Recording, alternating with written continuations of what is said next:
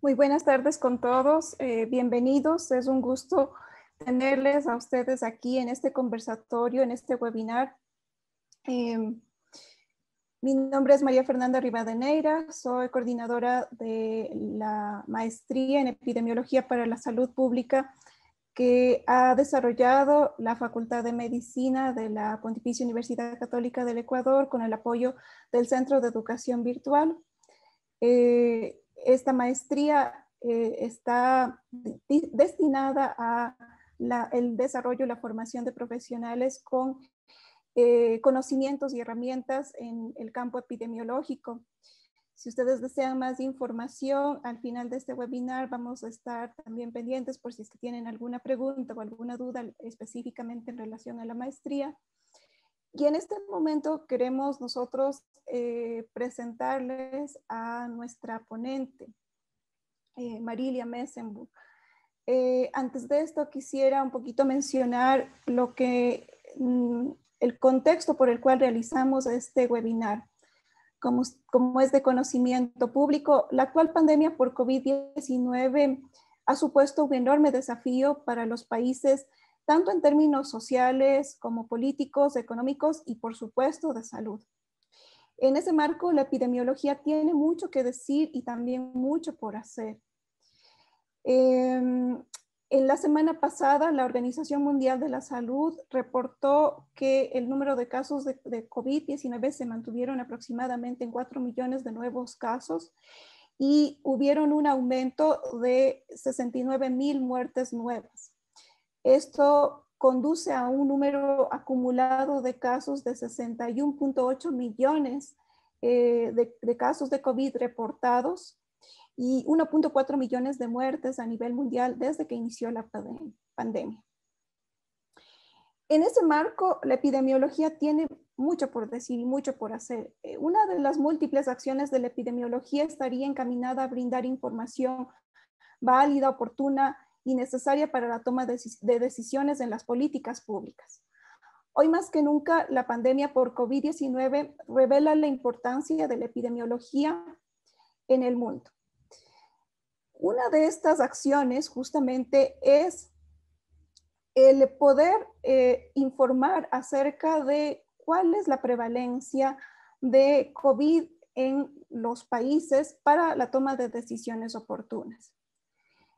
Por lo tanto, Marilia Arán Messenburg nos va a presentar hoy día cuáles han sido los resultados y retos del estudio EpiCovid, un estudio de cero epidemiológico realizado en el país vecino del continente, Brasil.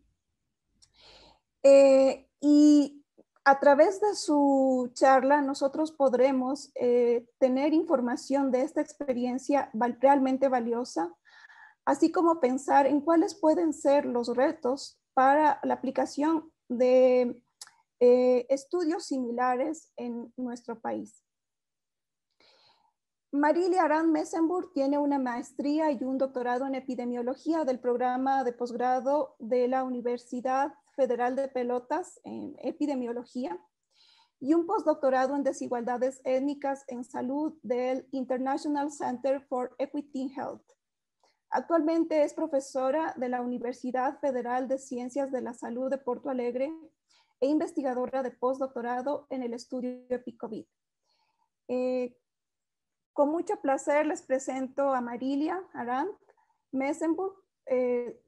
Antes de darle la palabra a Marilia y agradecerle también por su presencia, quisiera por favor invitarles a todas las personas participantes, si es que tienen alguna pregunta, ustedes pueden colocar sus preguntas en el chat, que estaremos pendientes, o si no, al final también de la charla de Marilia recibiremos las preguntas pertinentes. Muchas gracias, Marilia, y les dejo con nuestra excelente ponente el día de hoy. Hola, buenas noches a todos. Acá en Brasil ya está cayendo la noche. Es un gusto. Me gustaría, en primer lugar, agradecer a María Fernanda por la invitación, a la universidad y a todos ustedes por la presencia. Sí. Yo voy a hablar un poquito de español y un poquito de portuñol y un montón de portuñol, ¿sí? Entonces, cualquier duda, cualquier palabra, por favor, pueden preguntar, postar en el chat, ¿sí? Que yo respondo. Bueno, vamos a empezar entonces. Voy a compartir mi tela. Solo un rato.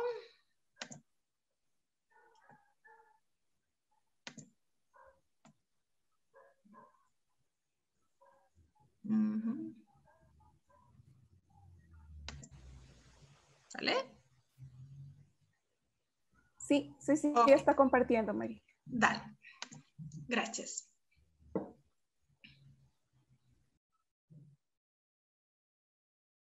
Así. Bueno, entonces voy a hablar un poquito para ustedes sobre nuestra experiencia en estudios epidemiológicos para COVID-19, retos y resultado del estudio EPCOVID en Brasil. Mi correo, sí, si quieren dar un mensaje o comunicarse. Bueno, en primer lugar, este estudio fue un reto muy grande y ustedes van a entender por qué. Y fue hecho por diversas instituciones en Brasil, no solo por las instituciones, por el gobierno, pero también por universidades públicas, universidades privadas y por instituciones de salud privada como convenios, seguros de salud y otras instituciones de la sociedad. Fue un esfuerzo muy grande y voy a contarles un poquito de esta historia. Bueno, hay un epidemiologista, Geoffrey Rose, que habla que epidemiologistas necesitan tener la mente limpia y las manos suyas. ¿Qué quiere decir con esto? Que necesita estar con la mente tranquila para analizar los datos, pero necesita colectar los datos, ir a campo, ir a dónde está la doença, ¿no? En este caso el COVID y la población. Y fue esto que nosotros hicimos acá. La epidemiología es el estudio de la distribución de los determinantes de las enfermedades en la población y necesitábamos saber qué estaba pasando. Lo que teníamos en el momento, cuando empezamos en marzo, en esta etapa yo no estaba en el grupo todavía, pero solo teníamos estadísticas oficiales que en verdad no son reales, subestiman la magnitud de la pandemia. Sabíamos cuántas personas buscaban por un servicio de salud, cuántas personas se morían, pero no sabíamos cuántas personas en verdad estaban infectadas con COVID en la población. En todo el mundo, pocos estudios sobre el tema, algunos estudios ya empezando, pero con muestras pequeñas, muestras en hospital, servicios de salud, pero no a muestras de base poblacional, a muestras representativas de toda la población. Menos ainda encuestas repetidas, como nosotros logramos hacer. Sabíamos entonces que casos sintomáticos severos, personas con síntomas y síntomas graves, buscaban los servicios de salud y lograban testar, porque no teníamos testes. Los óbitos, sí, en Brasil tenemos una buena calidad de los registros de la mortalidad, entonces sabíamos cuántas personas estaban muriendo por COVID. Teníamos también evidencias indirectas, como número de personas que desenvolvían síndrome respiratoria aguda y el exceso de óbito, que es la cantidad de óbitos que está ocurriendo a más de lo que es esperado para el periodo, por condiciones como COVID. Pero necesitábamos saber cuántas personas en la población fueron infectadas, porque esto no se sabía, incluyendo personas asintomáticas, sin síntomas. Necesitábamos saber cómo estaba evolucionando la pandemia, cuáles regiones fueron más afectadas, porque Brasil es un país que es un continente, ¿sí? Y cuál la letalidad. pero solo conociendo la proporción de personas en verdad con COVID infectadas, podríamos calcular la letalidad de la enfermedad, ¿sí? Entonces, teníamos Brasil, una área de 8 millones de kilómetros cuadrados, una población de 210 millones.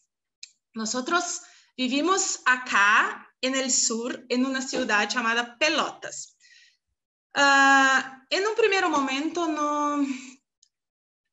no se tenía equipamientos de protección como tapabocas, como luvas, para hacer un estudio en todo Brasil. Entonces empezaron a negociar y el grupo decidió por hacer el estudio primero en Rio Grande do Sul, no Rio Grande do Sul, que es un estado como una provincia de Brasil, donde está localizada la universidad, donde es la sede de la pesquisa. Sí, es una área de 281 kilómetros cuadrados y una población de 11 millones de habitantes. Bueno, no se tenía equipamientos de protección. Acá es una foto de médicos en Brasil, creo que puede ter pasado en Ecuador también, pasó en todo el mundo, trabajando con bolsas de plástico, porque no se tenía nada, no se tenía ropas adecuadas de protección, no se tenían testes, era muy difícil tener acceso a un teste, mismo un teste rápido no se lograba hacer un teste rápido porque no había. Un contexto de una incertidumbre muy grande sobre lo que iba a pasar con la población, con la pandemia, para dónde iba a caminar. Entonces, la población tenía miedo, todos tenían mucho miedo. ¿Y cómo implementar un estudio en esta situación, en este contexto? Ahora voy a contarles un poquito. Bueno, en primer lugar, necesitábamos tener una muestra de todo estado, ¿sí? No queríamos y no sería tan efectivo, tan importante para planificación de la gestión de la epidemia, hacer solo en Pelotas, en la ciudad de Pelotas.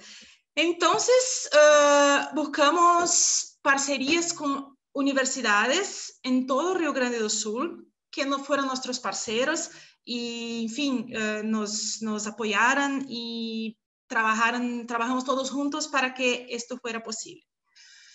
Bueno, teníamos también una urgencia de hacer este estudio porque la pandemia no paraba y no se podía esperar más.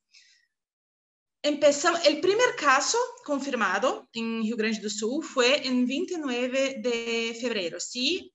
La primera muerte fue en 24 de marzo y la investigación empezó menos de un mes después del primer óbito. En 4 de abril implementamos la primera etapa de la pesquisa, que voy a hablar ahorita un poquito.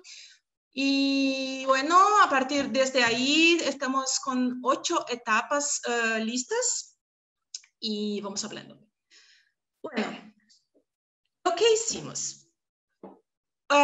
El estado de Rio Grande do Sul, como todos los estados de Brasil, son subdivididos en regiones intermediarias por el Departamento de Estadística, Geografía y Estadística del gobierno de Brasil, ¿sí? Entonces, no podríamos estar en todas las ciudades de Rio Grande do Sul. Pensamos, ¿qué vamos a hacer? Decidimos por incluir en la muestra la mayor ciudad de cada región intermediaria, delimitada por el gobierno, por el órgano del gobierno, la institución. Y entonces incluimos 8 ciudades de estas regiones y una más como que representando la región metropolitana acerca de la capital, donde hay mucha concentración de la población, ¿sí? Bueno, ¿cómo? Necesitábamos ir a campo, necesitábamos ir en la casa, en el hogar de las personas, en el domicilio. ¿Cómo iríamos a hacer esto en muchas ciudades al mismo tiempo? Ahí entonces que entran las universidades. cada universidad de una de estas 9 ciudades fueron un punto de apoyo y formaron un equipo de testaje, un equipo de entrevistadores. ¿Sí? Estos entrevistadores eran en general alumnos de la maestría, alumnos de graduación del área de la salud, y fueron muy guerreros. Participaron con muy entusiasmo porque sabían que estaban contribuyendo con un tema muy importante y muy urgente. Entonces, las equipos fueron montadas, fueron creadas así en parcería con las universidades, pero teníamos todavía un problema porque teníamos que deslocar de Pelotas todo que involucra una colecta de datos, los testes, los tapabocas, los chalecos, las ropas, ¿no? Todo que necesita un equipo para protección, autoprotección, protección individual, todos los cuestionarios, todo material necesario para una logística de colecta de datos. Nuestro equipo no es tan grande que pudiera estar uno en cada una de estas ciudades durante 3 días, que era el tiempo de la colecta. Entonces, dentro de las leyes brasileñas, dentro de los marcos legales, fue contratado un instituto de pesquisa y opinión que tenía una larga experiencia de pesquisa de campo, de implementación, pero más con pesquisa en la área sociológica, pesquisa política, pero tenía muy buena experiencia con muestra, con trabajo de campo, con todo que envuelve una colecta de datos en domicilios. Entonces, este IPO, yo voy a llamar así, Instituto de Pesquisa y Opinión, IPO, centralizaba toda cuestión logística, de distribución de material, de contaje de material, porque era todo muy contado. Entonces teníamos 10 domicilios para hacer en un determinado sector y teníamos 12 pares de luvas. No sé si es así que se habla luvas, creo que no, pero no me recuerdo la palabra. Guantes. ¿Guantes? Guantes, ajá, guantes. Ajá. Guantes, muchas gracias. Pares de guantes. Todo muy controlado. Bueno, solo así fue posible, con un instituto distribuyendo todo y organizando toda esta colecta, la universidad coordinando, de Pelotas coordinando, y las universidades de las otras ciudades trabajando juntos. Bueno, de esta forma hicimos 8 etapas de abril a septiembre, con intervalo de 2 a 3 semanas. Después yo explico por qué, un poquito adelante. En cada etapa, nosotros incluíamos 500 individuos por ciudad. Entonces, en 3 días, sexta, el lunes, martes, miércoles, jueves, me fugió la palabra. Sexta-feira, perdón. Viernes. El viernes, sábado y domingo, en cada ciudad 500 personas eran entrevistadas y testadas en domicilios, lo que sumaba 4.500 personas.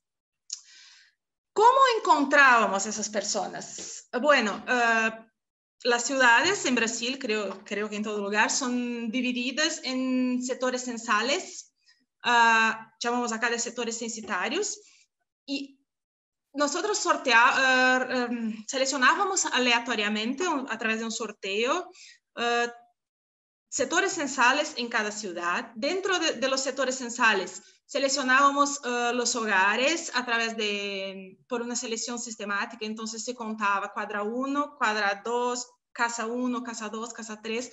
Entonces tengo que pegar la casa 1, después la casa 10, después la casa 20. Y así fue hecha la muestra en múltiples etapas.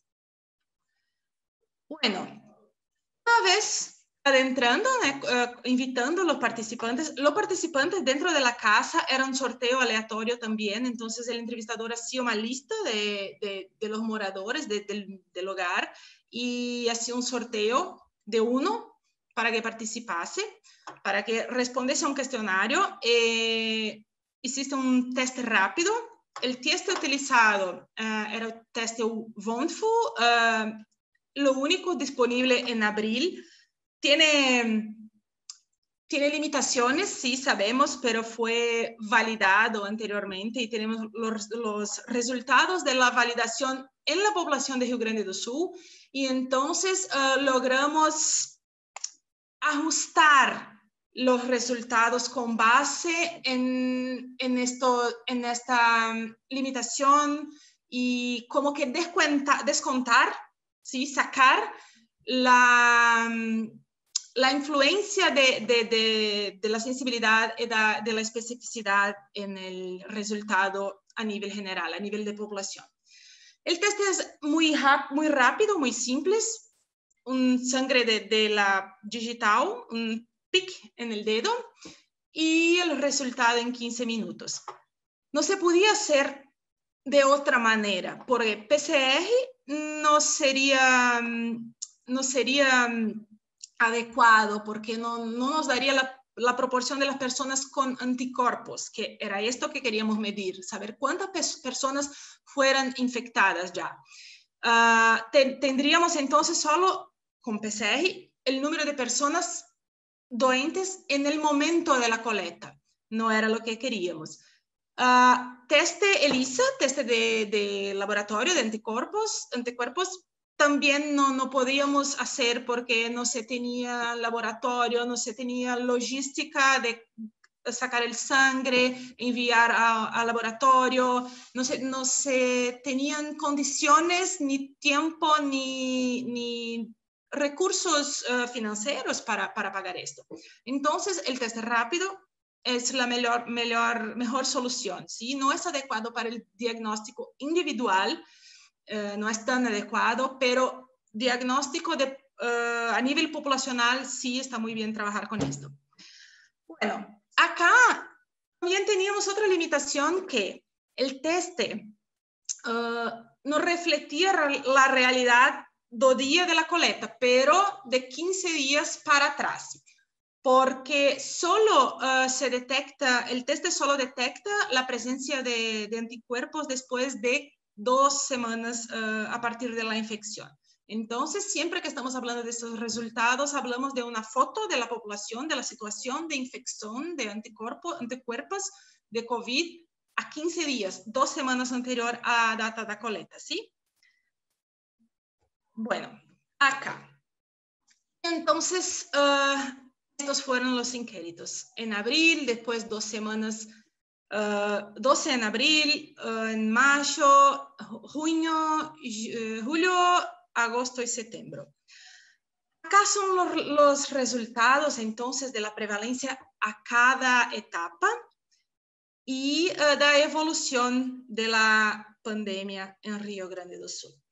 Miren que acá hay un espacio diferente entre los 4 primeros, después el quinto, sexto, hasta el octavo. ¿Por qué? Porque la prevalencia cuando empezamos era muy, muy baja, ¿sí? Muy cerca de 0.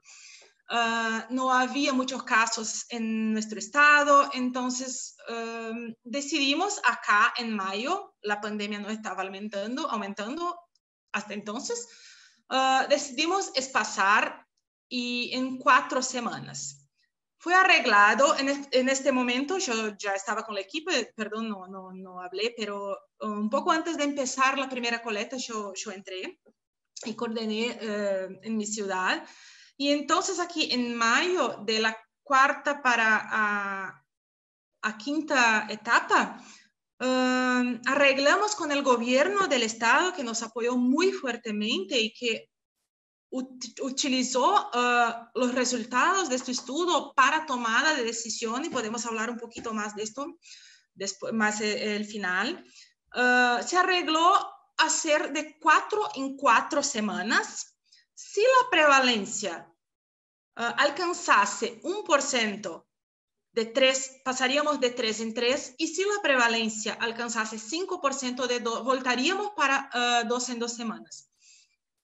Lo que pasó fue que sí, de 4 en 4, da 5ª para 6ª, después la prevalencia alcanzó 1% y entonces mantuvimos el intervalo de 3 en 3 semanas, ¿sí? Acá tenemos los resultados de las 8 etapas. Bueno, la cantidad de testes positivos, la prevalencia de personas con anticuerpos, esto era nuestro resultado. Entonces, la proporción de la población que ya tuviera contacto con COVID, que ya tuviera sido infectado, ya tuviera la doença, mismo que no tuviera síntomas, ¿sí? Entonces, aumentó de la primera para octava etapa, aumentó mucho, como, bueno, desesperar, ¿no? Es esperado. Número de personas estimado por 1000 con anticuerpos, ¿sí? En el inicio de la pandemia teníamos 5.7 para cada 1000 personas. Y en la etapa 8, 156 personas para cada 1000, ¿sí? Con anticuerpos. Lo que significaba que teníamos un positivo a cada 2000 y en etapa 8, 73 uno positivo a cada 73 personas. Otra cosa que podemos verificar, pero no fue, pero tuvimos que cambiar un poquito la interpretación por una descubierta sobre el teste, es que en el inicio de la pandemia teníamos 8 veces más, según de acuerdo a nuestra pesquisa, 8 veces más casos estimados por nuestra pesquisa, cuando comparado a los casos notificados, testados y notificados para el gobierno, ¿sí? Acá, si una persona testa positivo, hay que notificar para el gobierno, no importa dónde testó, si testó en un servicio público o privado. Entonces, de los casos de personas que hicieron teste y que confirmaron y que notificados para el gobierno, teníamos 8 veces más personas infectadas. Este número fue bajando hasta la octava etapa, cuando tuvimos casi 1 para 1, una persona infectada, según nuestro estudio, pero para cada una persona notificada, pero captada por el gobierno, identificada por el gobierno, ¿sí?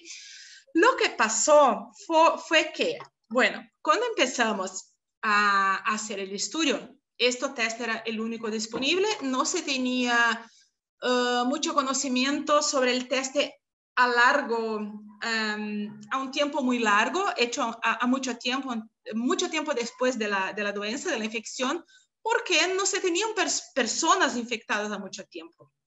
Pasó que después que estábamos en la octava etapa, salió un estudio muy, muy bueno comprobando que el test, él captaba las personas, identificaba anticuerpos en las personas que tuvieran COVID hasta 3 meses para aquellos con síntomas leves y 6, 8 meses para aquellos que tuvieron COVID con síntomas más graves, la doença muy fuerte, ¿sí? Entonces, en verdad, no teníamos, hasta acá, hasta abril, mayo, junio, ok, porque la pandemia empezó mismo fuerte a partir de junio.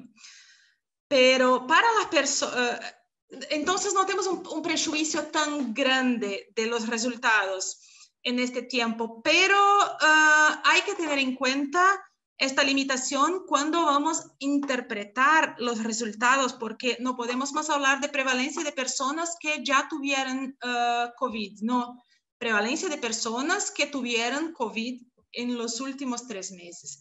Entonces, seguramente no tenemos una aproximación, un número aproximado de todas las personas que tuvieron COVID a cualquier tiempo, o sea, de la incidencia acumulativa, un acumulado de personas, es solo 3 meses, una foto de los últimos 3 meses. Y es muy importante cuando trabajamos en cualquier medio científico, es importante la honestidad, la sinceridad, la ética.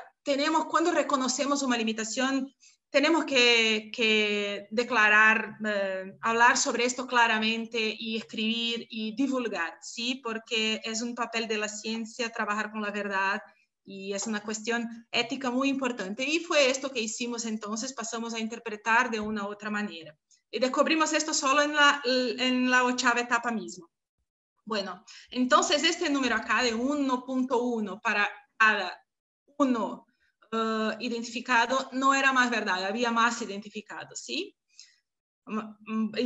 Había una proporción mayor de personas con anticuerpos que no fueron captados por nuestro estudio porque estaban além de 3 meses para atrás. Bueno, nosotros colectamos otros datos también sobre distanciamiento social, sobre las personas que salían acá, entonces tenemos en rojo, personas que salen diariamente de casa para trabajar o para que sea, personas que salen solo para las actividades que son esenciales y las personas que se quedan siempre en su casa. Esto no se modificó, se estabilizó de la fase 4 para la fase 8, está estabilizada, estable, pero la pandemia continuó aumentando, continuó incrementando, sí, la prevalencia de personas con anticuerpos en los últimos 3 meses. Entonces, no depende solo de estar en casa, depende de otros factores que no solo el distanciamiento, ¿sí? Vamos adelante. Entonces, acá la proporción de personas, ¿no? Crece la proporción de personas que salen diariamente y se estabiliza, y de acá que se quedan siempre en casa se estabiliza también. Bueno, estos son los principales resultados del COVID no Rio Grande do Sul. Adelante. Hicimos el estudio en el Rio Grande do Sul y sabíamos la necesidad de tener el mismo retrato para todo el Brasil. Brasil es continental y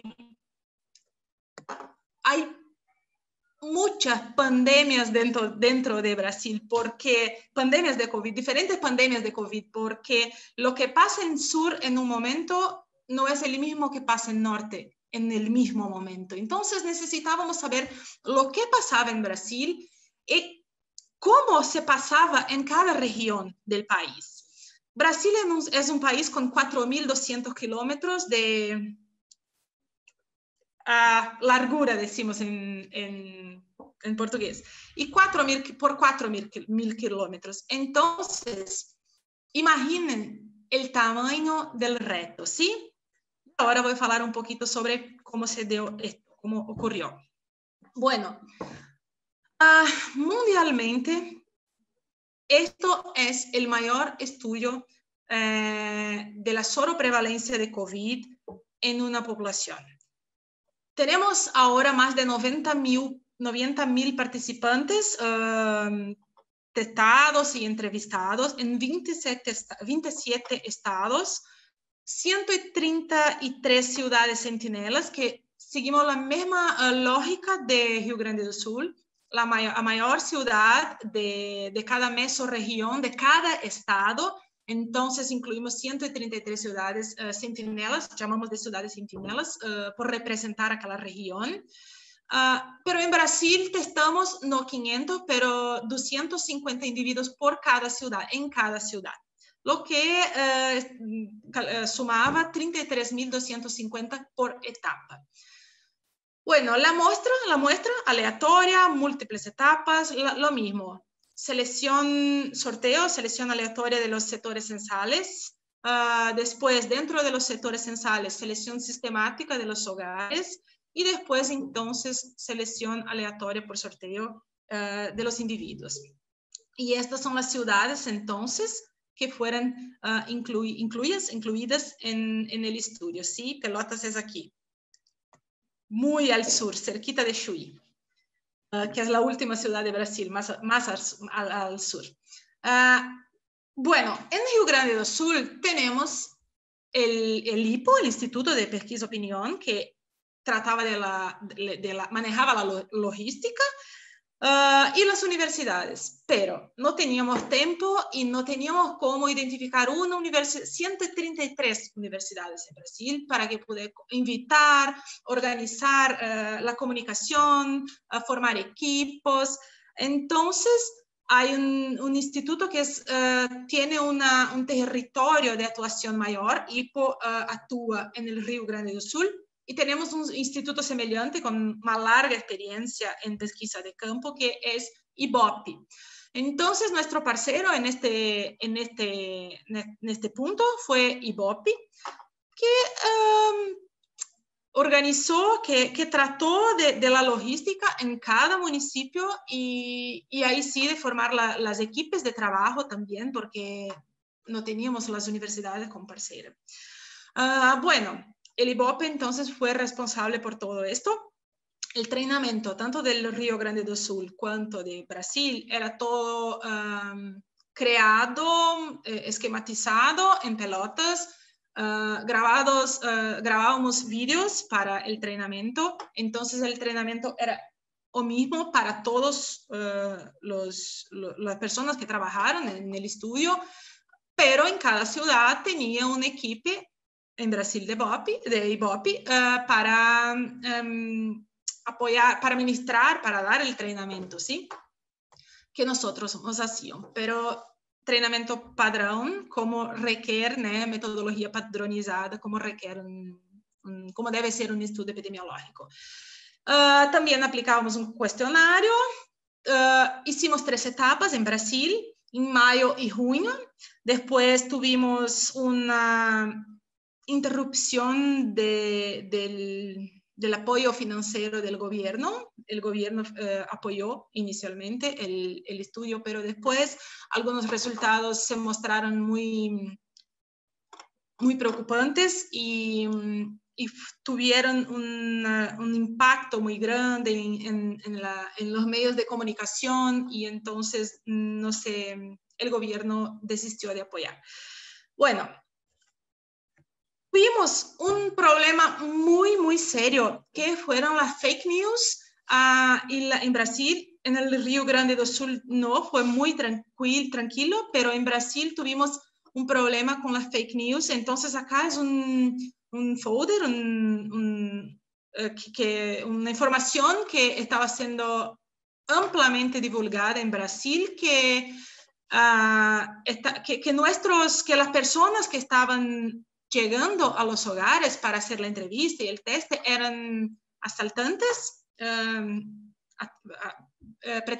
intentaban hacer atracos, creo que se habla así, violencia, que no era verdad, que no se podía dejar entrar en casa. Bueno, la población se quedó loca, como que digo, se quedó con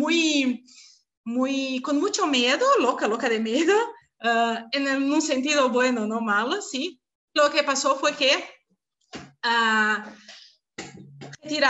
sacaron los materiales de los entrevistadores, la policía los llevó al cárcel, y fue una situación muy difícil de manejar, porque estábamos entrando en campo, empezando el estudio y con una expectativa de, bueno, vamos a colectar datos, va a ser increíble, vamos a conocer la verdadera situación de COVID, y empezaron nuestros teléfonos.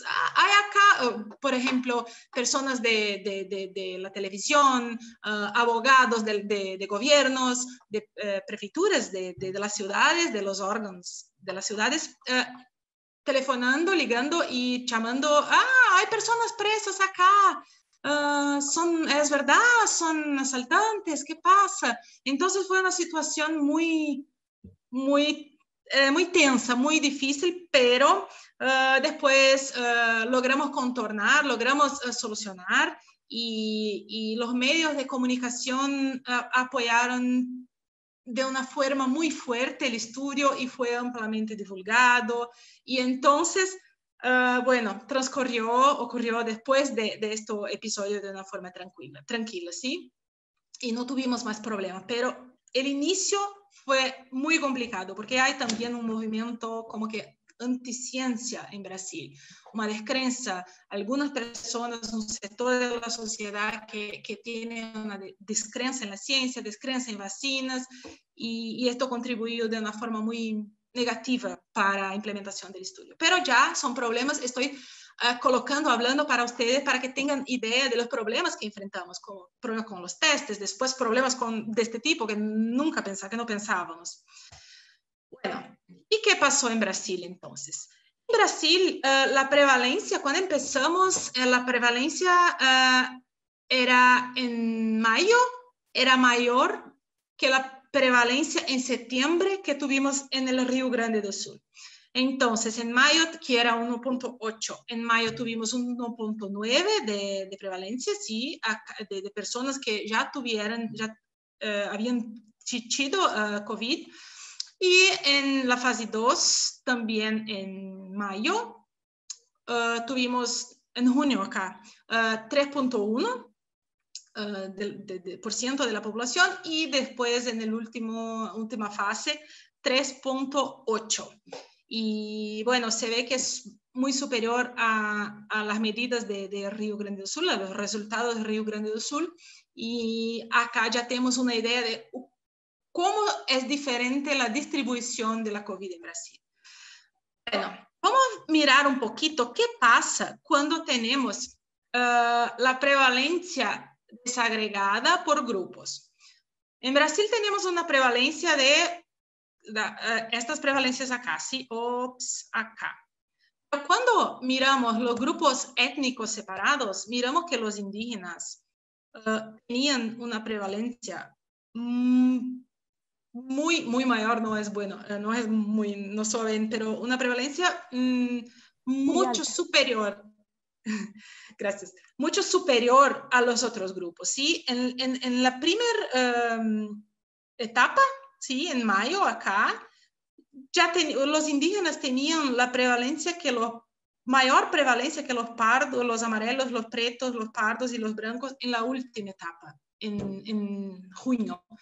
Entonces, es una situación muy preocupante y, bueno, por este tema creo que el gobierno desistió de apoyar. No fue una buena situación para el gobierno, sí, pero teníamos que hablar todo lo que pasaba. Y entonces esto se fue así en todas las etapas, siempre los indígenas más con una mayor prevalencia, después los pardos, los pretos, las personas negras, los pardos y los orientales, acá los chinos, con prevalencia intermediaria, sí, y los blancos con una prevalencia menor. Adelante. Acá los indígenas con casi 8%. Acá tenemos algunas figuras y gráficos, están en portugués o en inglés porque lo saqué de otros documentos ya pronto, ¿sí? Acá tenemos, dividimos la población entre los más ricos y los más pobres, y como si colocásemos uno detrás del otro y dividísemos. Bueno, los 20% más ricos son estos, 20% más pobres, y dividimos en 5 grupos iguales de la población.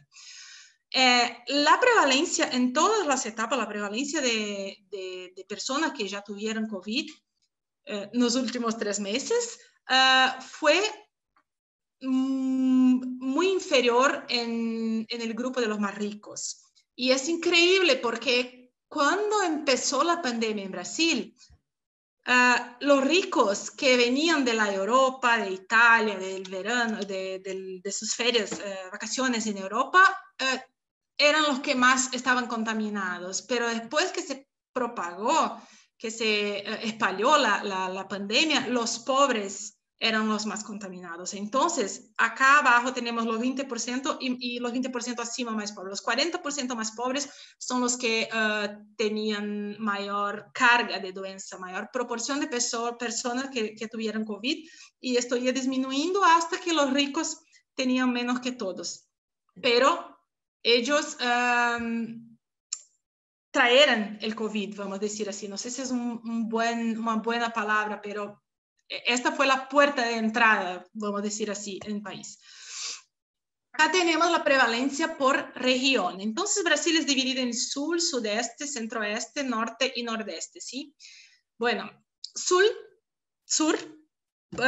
poquísimo, prevalencia baja.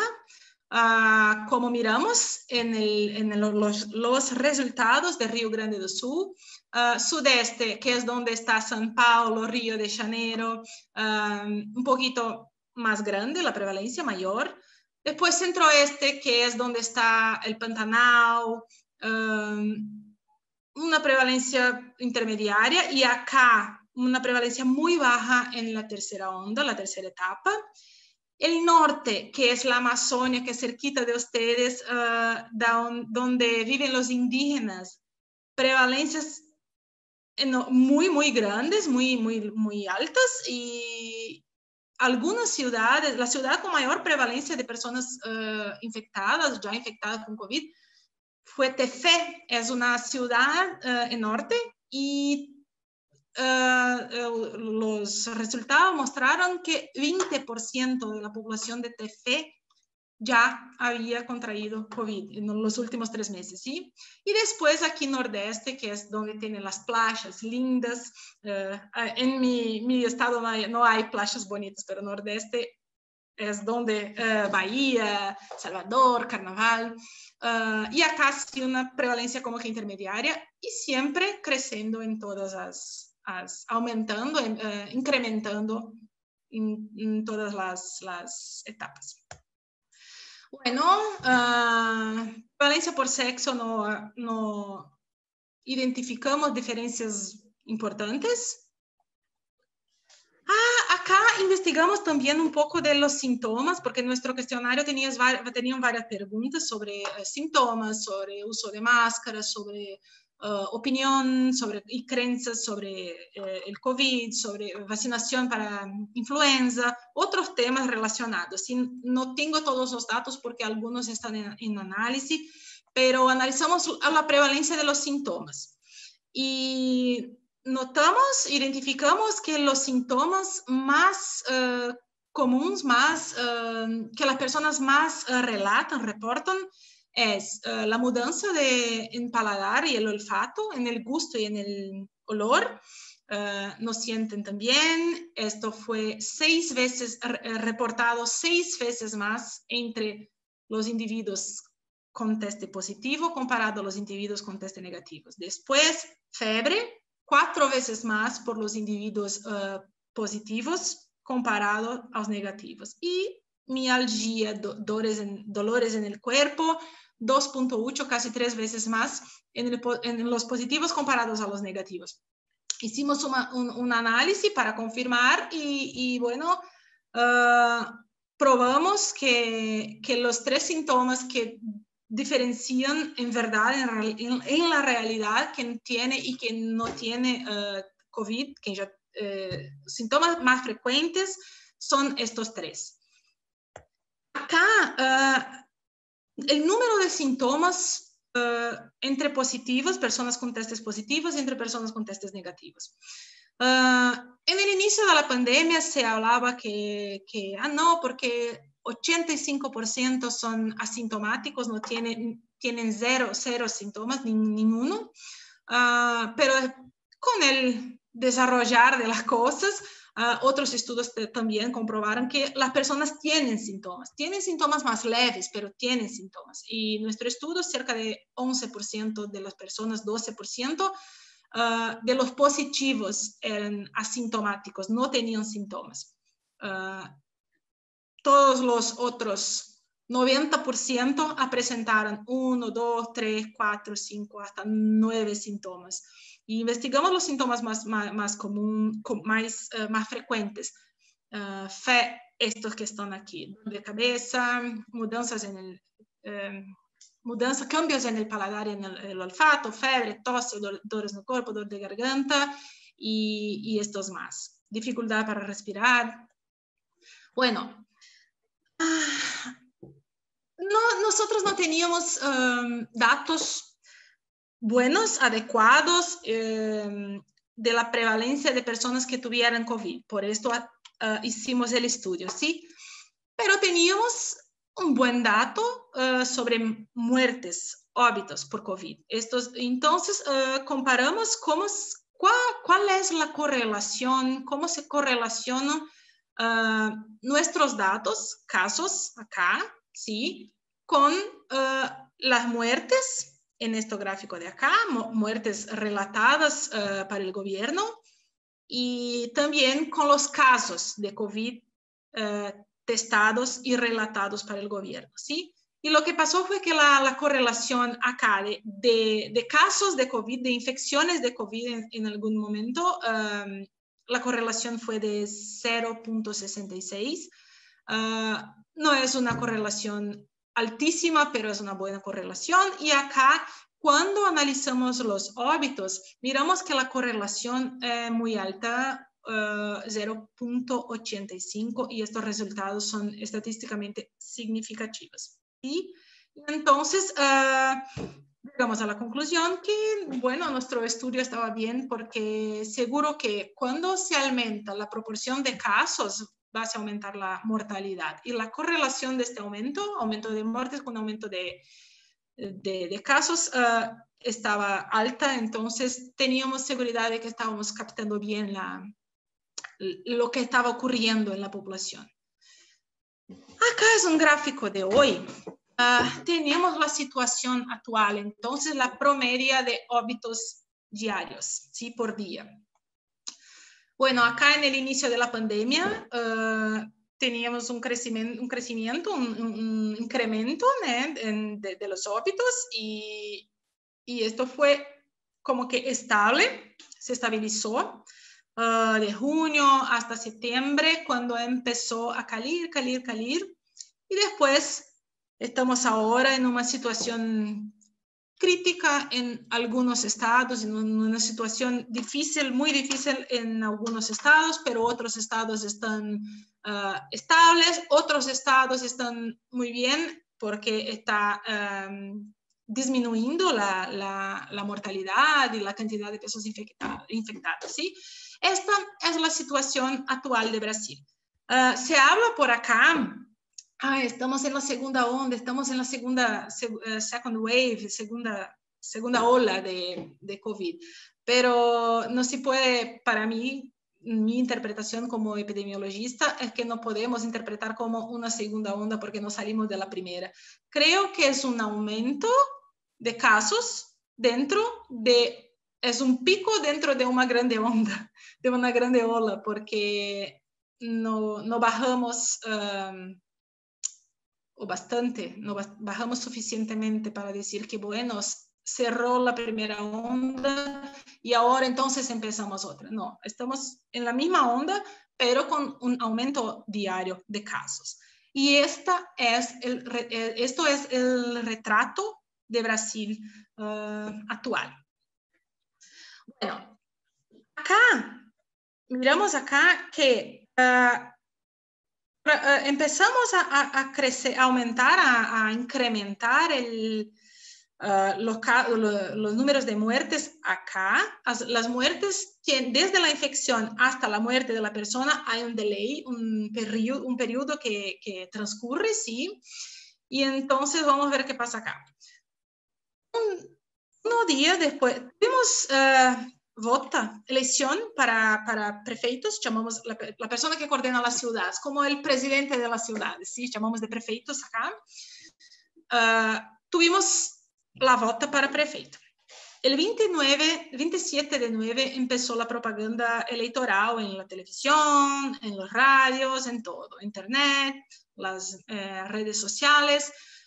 Después, en 15 de noviembre, tuvimos el primer turno de la vota, que es dividido así en Brasil, primero turno, segundo turno, cuando la diferencia es pequeña, y en 29 de noviembre la segunda vota.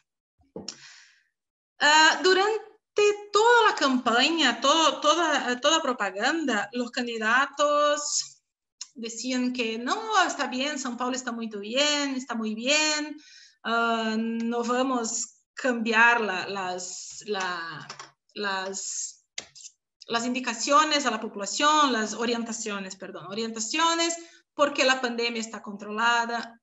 Y así fue la propaganda electoral, la propaganda, sí, electoral, todo el tiempo, hasta el primer turno, después hasta el segundo turno, y uno día después de la vota, entonces el prefeito actual declara que la situación está se tornando crítica y que necesitan, no pueden flexibilizar las medidas y que necesitan endurecer, necesitan hacer leyes más fuertes para contener la diseminación de la pandemia. En mi estado, la situación estaba como que controlada también, y lo mismo pasó 1 día después de la vota. El estado que estaba en riesgo medio la mayoría de las regiones pasó a un riesgo alto en prácticamente todo estado. Entonces tuvimos esta cuestión que se habla mucho acá sobre el manejo político de la pandemia en esta época, en este periodo de vota. Bueno, ¿y el futuro de la pandemia? Bueno, es una cosa difícil de hablar porque es una pandemia imprevisible. Nosotros acá esperábamos que la mayor prevalencia ocurriese en el sudeste, donde está Río, São Paulo, donde hay mucha gente, donde hay grandes aeropuertos, donde llegan muchas personas de otros países, pero no, la región más afectada fue el norte de Brasil, donde viven los indígenas, donde viven, es la región más pobre de Brasil, y esta fue la región más afectada, con mayores prevalencias y con mayor mortalidad también. Entonces, es una situación muy diferente en cada región, y dentro de las regiones es muy diferente también. Cambia de una ciudad para otra ciudad dentro de una misma región, y esto hay que ser tomado en cuenta cuando se va a planificar acciones para contener la pandemia. El mayor obstáculo, impedimento para el control de la pandemia en Brasil es la politización del tema, y para mí, hablo en mi nombre, no en nombre de la universidad, una opinión personal y que con muchas personas en Brasil comparten. La vota ahora fue una prueba muy clara, una evidencia muy clara de este manejo político de la pandemia. Y posiblemente va a continuar así. Y bueno, tenemos que pasar por esto de la mejor forma posible. Otro problema que tenemos es la presión, no sé si esta palabra está correcta, presión que diversos sectores de la sociedad hacen sobre el gobierno. Por ejemplo, ahora estamos cerquita de la Navidad, llamamos de Natal aquí, de la Navidad, y el comercio, las tiendas no quieren cerrar, y es comprensible porque las personas necesitan alimentarse, necesitan trabajar para alimentarse, para vestirse. Si no hay un gobierno que apoya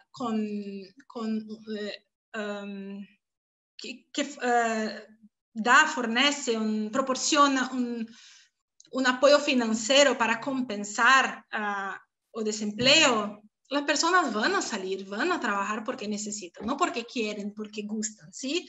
Entonces, hay presión en diversos sectores de la sociedad para que la industria trabaje, el comercio, las tiendas trabajen, para que no se cierre nada. Y esto también es una cuestión, un tema que afecta el manejo de la pandemia. Adelante. Bueno, ¿cuál es la solución? La solución definitiva será una vacuna eficaz con alta cobertura poblacional. ¿Sí? Cuando tuviéramos la mayor parte de la población vacunada, estaremos bien y estará todo solucionado.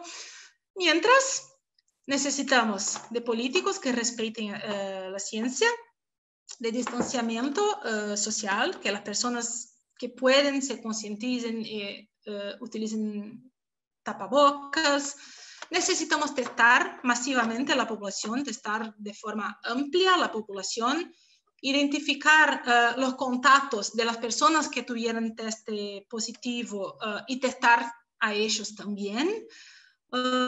y necesitamos de inteligencia epidemiológica para analizar los datos, para comprender lo que pasa en cada punto del país, en cada región del país, en cada subgrupo poblacional, como por ejemplo los indígenas, y desde ahí entonces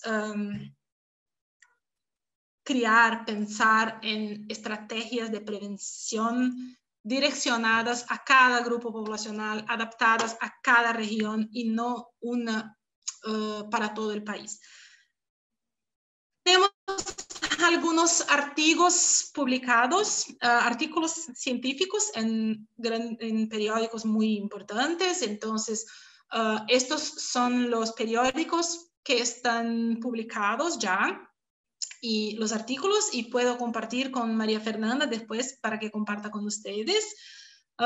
Tenemos un artículo en Nature Medicine, un en The Lancet Global Health y otras revistas brasileñas y revista panamericana de salud, esto acá, si me recuerdo bien. Y estamos muy contentos de participar, de poder hacer algo por el país, por la sociedad, en un momento tan crítico. Yo particularmente, yo soy alumna de una universidad pública en Brasil y hice mi maestría, mi doctorado con apoyo del gobierno, y yo creo que es como que un retorno que puedo dar por todo lo que fue investido en mi formación. Es como que yo me siento devolviendo, entregando para la población algo positivo por todo que fue investido y colocado en mi formación. Lo que yo tenía para hablar era esto, y yo pensé en reservar un tiempo para que podamos charlar y para contestar dudas o para hablar un poquito más de los resultados. Entonces, muchas gracias a todos. Esto es mi correo. Estoy disponible para, bueno, pueden escribir caso tengan alguna duda, y muchas gracias. Ahora yo voy a share. Ahí. Muchas gracias, Marilia. Gracias por compartirnos tanto la experiencia, los retos, las dificultades y sobre todo los elementos positivos que se produjeron a través del desarrollo del estudio. En primer lugar, quiero también agradecer al doctor Francisco Pérez, que es el decano de la Facultad de Medicina, que también está presente en este webinar, a Ana Lucía Torres, directora del Instituto de Salud Pública, y a Rosa Goyes, que es coordinadora de los posgrados de la Facultad de Medicina. Quiero agradecer su presencia a este webinar y también la presencia de todos los participantes. Sin duda, la información que Marilia nos pudo proporcionar en este webinar es de interés para todos nosotros. Hay varios sectores del Ecuador que están interesados en hacer estudios epidemiológicos, no solamente en cuanto a sectores de la academia, sino también municipios, instituciones privadas. Y la experiencia presentada nos abre principalmente o nos orienta principalmente en el sentido tanto de presentar la información de forma válida, de forma confiable, pero también en la cooperación entre múltiples actores, desde la academia, desde los estados, desde el gobierno, y también desde las instituciones públicas y privadas. Yo quisiera entonces, si es que tal vez alguno de los participantes tiene alguna pregunta, alguna observación, algo que desee comentar, estamos abiertos a recibir sus preguntas. Adicionalmente, por favor, si ustedes desean que se les envíe la información que Marilia me va a hacer llegar, los artículos publicados, pueden por favor colocar su mail en el chat para poderles reenviar. ¿Sí? Por favor, doctor Pérez, ¿cómo está? Buenas tardes. Muchas gracias, decíamos, por su presencia. Quizás el doctor Carpio, ¿tiene alguna pregunta? Doctor Carpio, le cedo la palabra. No le estamos escuchando, está su micrófono apagado. Ahora, sí, gracias. Felicitaciones a la facultad, al instituto y a ti, María Fernanda, por esta importante actividad. Felicitaciones al expositor.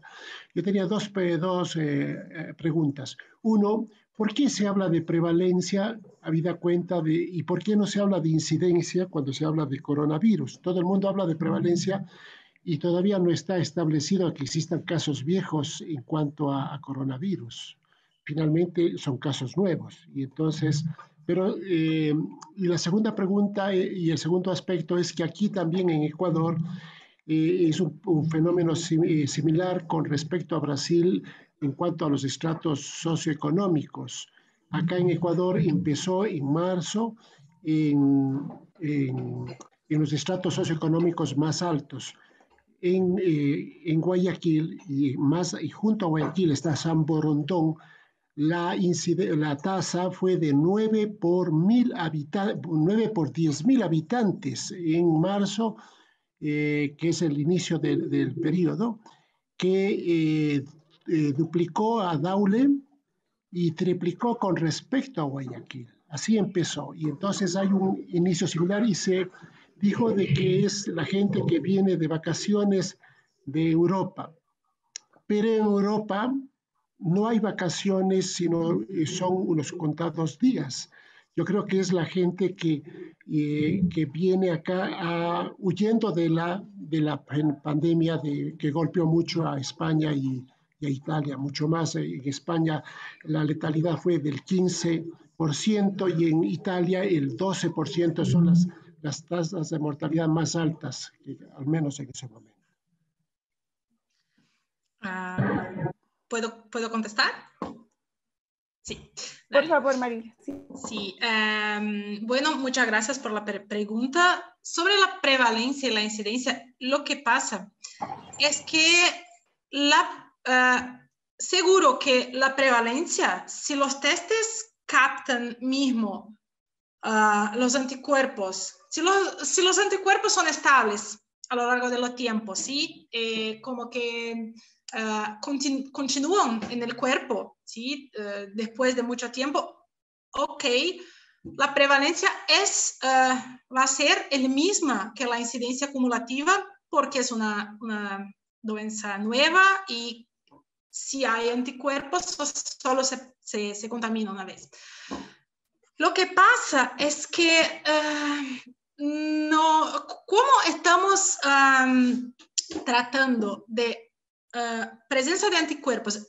Lo que el test capta y mide es la presencia de anticuerpos, que sí es una condición más estable cuando comparado a parámetros de indicadores de la infección activa. Entonces, por esto, por el conocimiento sobre otras arboviroses y otras síndromes respiratorias virales,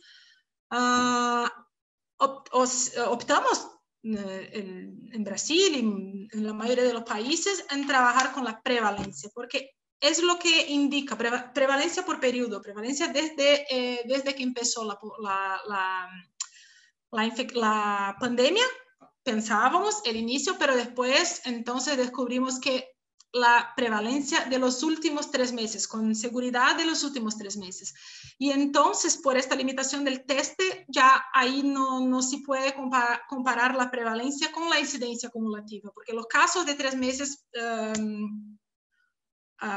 3 meses o más atrás en el tiempo, no se va a captar con el teste. Y ahí sí, es una prevalencia en los últimos 3 meses. No sé si contesté, si era esta la duda de por qué utilizar la prevalencia.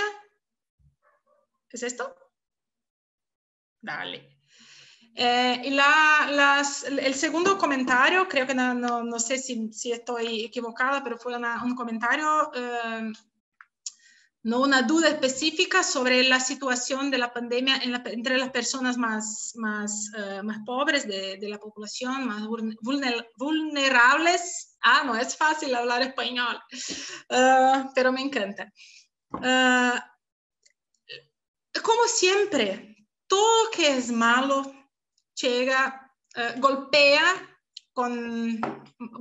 más fuerte la población pobre, ¿sí? Las doenças, las enfermedades en general afectan más a los más pobres porque tienen una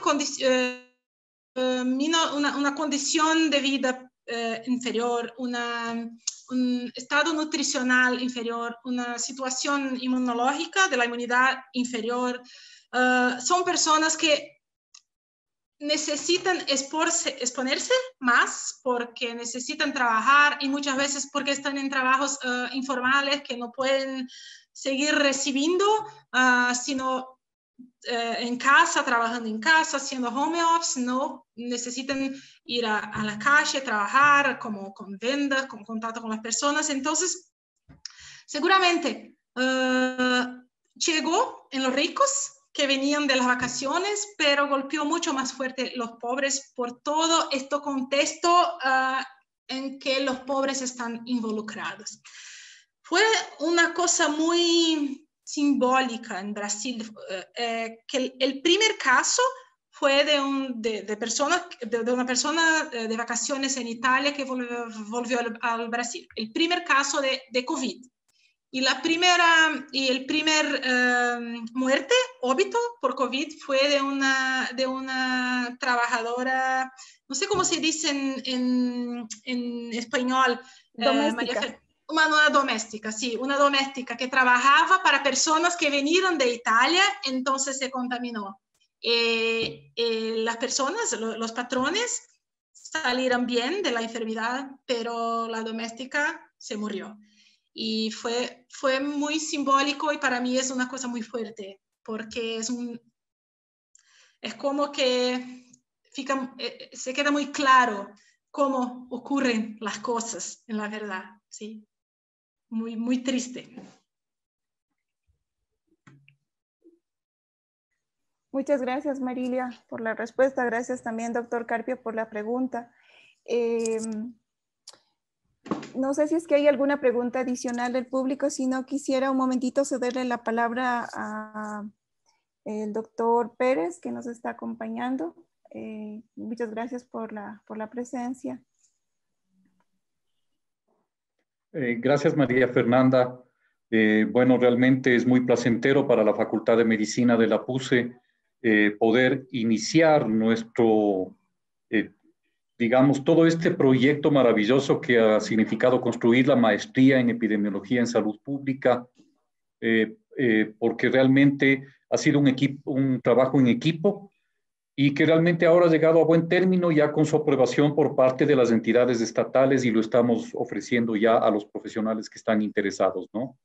Realmente fue muy grato para nosotros cuando María Fernanda y Ana Lucía, que nos está acompañando acá, la directora del Instituto de Salud Pública, nos anunciaron este primer evento como una forma de apertura, podríamos decir, de la maestría. Realmente, y enfocando este tema que es de actualidad, por supuesto, y que es de interés de todos, realmente ha estado a la altura de todas las expectativas que hemos tenido. Así que quiero agradecerle también a la doctora Marilia por su excelente presentación. He estado muy atento a todos sus comentarios y por compartir todos sus conocimientos acá. Y a todo el público que nos está acompañando, por supuesto, resulta absolutamente grato contar con ustedes y ver el interés que tienen por estos temas y, por supuesto, muy posiblemente por nuestra maestría en epidemiología de la salud pública también. Así que muchas gracias y bienvenidos siempre. Muchas gracias. Fue muy bueno. Me quedo muy contenta de participar de este evento y es increíble para mí hablar sobre este tema y hablar para ustedes porque tengo mucho cariño por la universidad, por el país también, por Quito. Entonces estoy muy, muy feliz. Muchas gracias, Marilia. Para quien desee más información sobre la maestría, Marilia es parte de nuestro cuerpo docente. Puede buscar, por favor, seguir el siguiente link, https://www.pusevirtual.edu.es/maestría-epidemiología. Está colocada también en el chat de este webinar para que ustedes puedan seguir y buscar la información necesaria. Quisiera pedir, por favor, a la magíster Ana Lucía Torres, quien está también presente aquí, directora del Instituto de Salud Pública, unas palabras en relación a la participación de Marilia y seguro que ella tiene alguna pregunta también al respecto. Muchas gracias. Muchas gracias, María Fernanda. Saludos con todos. Gracias por acompañarnos en este espacio, doctor Pérez. Marilia, qué bueno tenerte nuevamente. Gracias por el esfuerzo, además de hablar en español, para este público y que podamos comprender qué significa eso, un esfuerzo importante.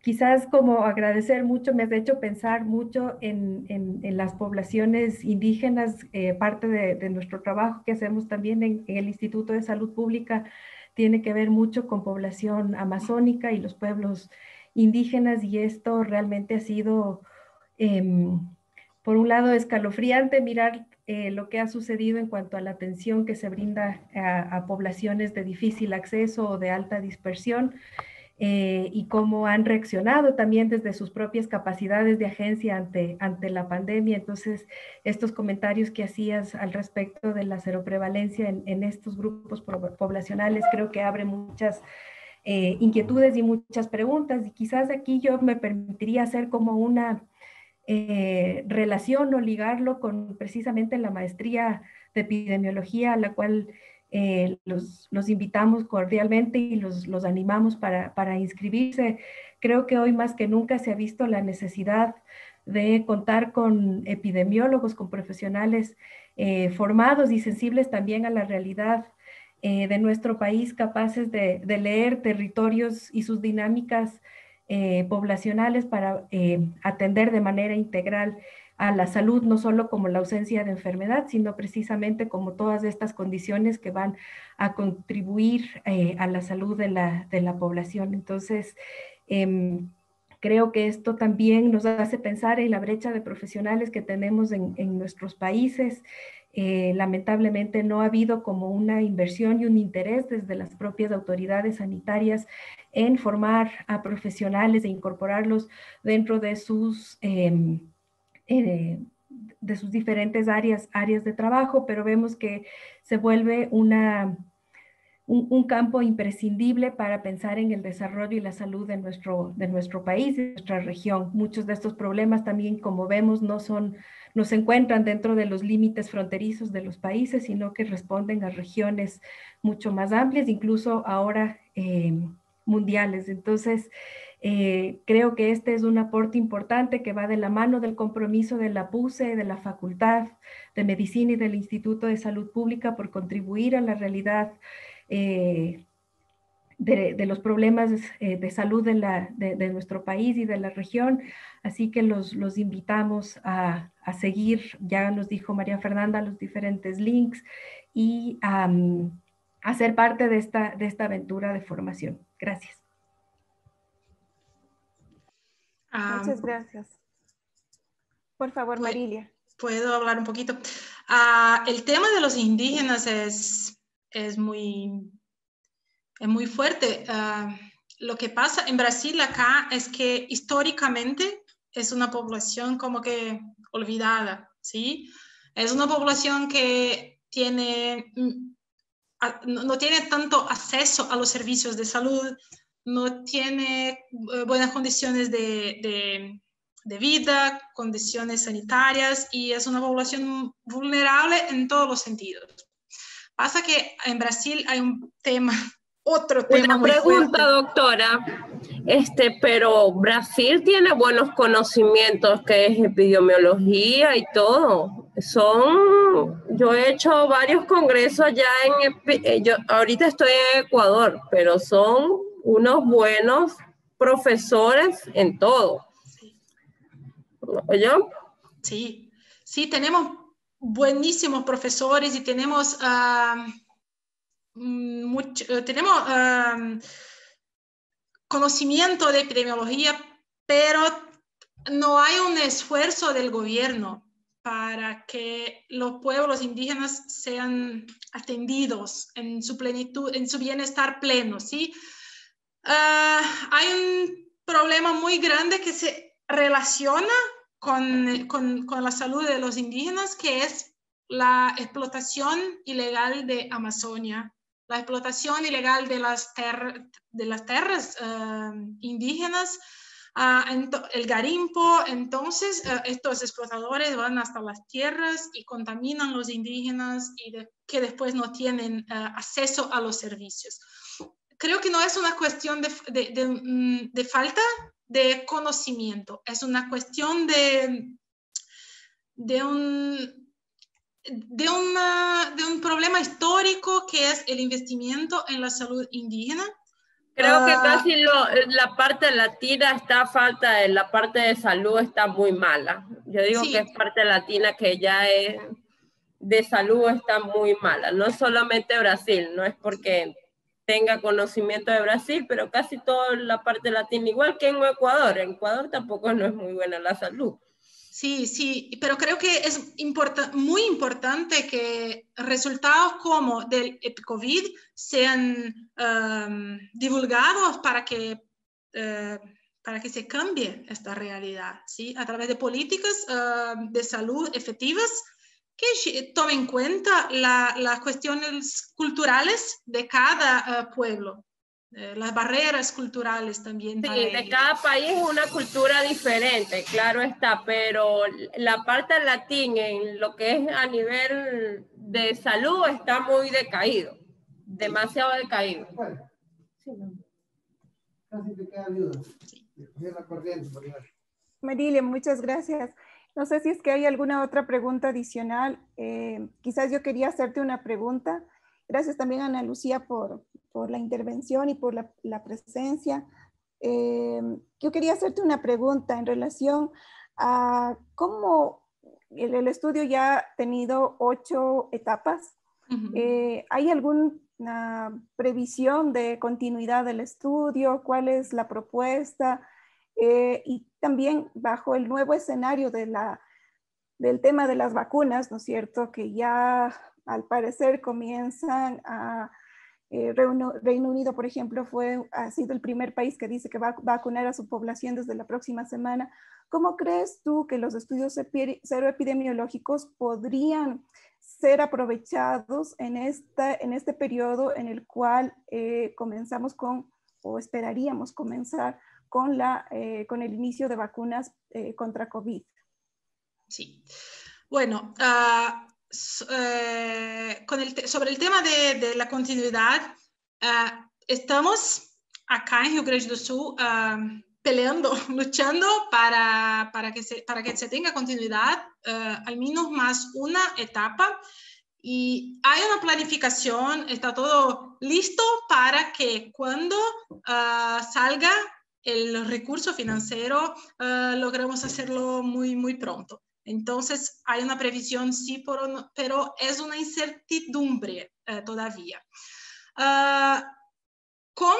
Sobre el tema de la importancia de los estudios ahora en esta fase pre-vacuna.